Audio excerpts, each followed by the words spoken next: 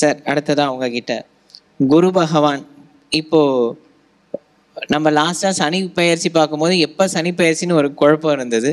குரு பெயர்ச்சி வந்து இந்த மே 11 14 அது ஒரு சின்ன வேரியேஷன் தான், ரொம்ப பெருசாக வித்தியாசம் இல்லை. அப்படின்னாலும் நிறைய பேருக்கு குரு பகவான் யாருன்னே ஒரு கன்ஃபியூஷன் இருக்குது.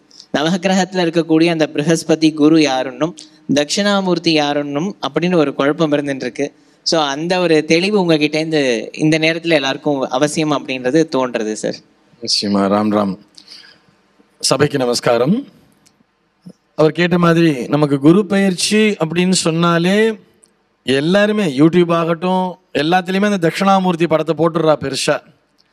தட்சிணாமூர்த்தி தான் குரு அப்படிங்கிற மாதிரியான ஒரு பதிஞ்சு போயிடுத்து மனசுக்குள்ள, ஒரு அமைப்பானது பதிஞ்சு போயிடுத்து. நல்ல காலம் இங்கே தட்சிணாமூர்த்தி இல்லை, நேரடியாக டைரக்டாக குருவை தான் போட்டுட்டார். இதுதான் குரு சார். நம்ம சங்கரா டிவி சார் தப்பா போட மாட்டோம். That's good. ஃபைன்.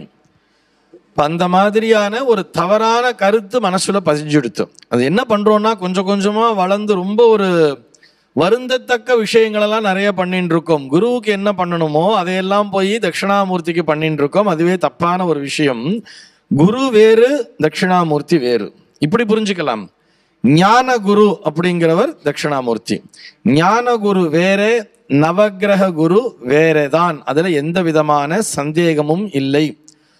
குருவுக்கு பரிகாரம் பண்ணுங்கோ அப்படின்னு சொன்னா, குருவுக்கு ஒரு சுவாமி சுப்பிரமணிய சுவாமி கோவிலுக்கு போயிட்டு வான்னு சொன்னா மேடம். இப்போ குருவுக்கான ஒரு விஷயம் அப்படின்னு சொன்னால் அது நவகிரக குருவுக்கு போய் பண்ணுங்கன்னு தான் சொல்லியிருப்பாளே தவிர நம்ம எல்லாரும் என்ன பண்றோம்னா இந்த ஞான குருவை போய் டிஸ்டர்ப் பண்ணிட்டு இருக்கோம். பேசிக்கான விஷயம் அடிப்படையிலேயே புரிஞ்சுக்கணும். இந்த தட்சிணாமூர்த்தி பேர்லயே இருக்கு. தட்சிணாமூர்த்தின்னா தென்முக கடவுள், தெற்கு திசையை நோக்கி அமர்ந்திருப்பவர் தட்சிணாமூர்த்தி. அதனால இந்த குருவினுடைய டைரக்ஷனா எதை வச்சிருக்கான்னா வடக்கு முகமாக இருப்பவர், உத்தராபிமுகம் அப்படின்னு சொல்றா இவருக்கு. நம்ம ஆவாகனம் பண்ணும்போது கூட ஆத்துல கூட நம்ம நவகிரக ஹோமத்துல ஆவாகனம் பண்ணும் பொழுது அந்த கொண்டக்கடலை தானியத்தை வச்சிருப்பா. அதுல சனக தானிய சோபரி கனக தீர்க்க சதுரஷாகார மண்டலே சனக தானிய சோபரி உத்தராபிமுகம் அப்படின்னு சொல்லிட்டு தான் ப்ரஹஸ்பதி கிரகம் தியாயாமின்னு பண்ணுவா. அப்ப இவருடைய டைரக்ஷன் அப்படின்னு பார்த்தா இவர் வடக்கு நோக்கி இருப்பவர். அடிப்படையிலேயே ரெண்டு பேருக்கும் டிஃபரன்ஸ் இருக்கு. இந்த குருவானவர் வடக்கு நோக்கி இருப்பவர், அந்த குருவானவர் ஞான குருவானவர் தெற்கு நோக்கி இருப்பவர். இது ஒரு விஷயம். அதே மாதிரி அவர் ஞான குரு எப்படி இருப்பார்னு தெரியும். மௌன குருன்னு சொல்லுவார். தன்னுடைய மௌனத்தின் மூலமாகவே அந்த ஞானத்தை போதிப்பவர் அவர். சனகாதி மகர்ஷிகள் கீழே உட்கார்ந்துட்டு இருப்பார். இந்த மௌனத்தின் மூலமாகவும் சின்முத்திரையின் மூலமாகவும் தான் ஒரு ஃபுல் அண்ட் ஃபுல் அவர் ஞானத்தை போதிச்சுட்டு இருக்காருங்கிறது நம்ம எல்லாருக்குமே தெரியும். ஆனால் என்ன பண்றோம், அவருடைய தவத்தை கலைக்கின்ற விதமாக அவருடைய மௌனத்தையும் அவருடைய அந்த ஞானமா ஒரு உபதேசம் பண்ணிட்டு இருக்கிறத கலைக்கிற மாதிரி அவருக்கு கொண்டு போய் கொண்டக்கடலை மாலையை போட்டு இருக்கோம். இது தோஷத்தை தான் தருமே தவிர பரிகாரத்தை தராது. சேனல் மூலியமா நான் எல்லாருக்கும் சொல்லிக்கிற விஷயம் அதுதான். ஆக ஞான குருவை வழிபடுவதற்கு வியாழக்கிழமை தான் வேணுங்கிற அவசியம் இல்லை. எப்ப வேணாலும் அவருக்கு முன்னாடி போய் உட்காந்துருக்கலாம், தட்சிணாமூர்த்திக்கு முன்னாடி.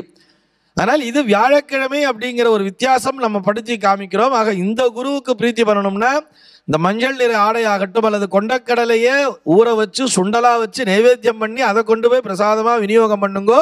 வியாழக்கிழமை நாளிலே நவகிரக குருவிற்கு திரும்ப திரும்ப இதை நிறைய இடத்துல சொல்லிகிட்டே இருக்கும்.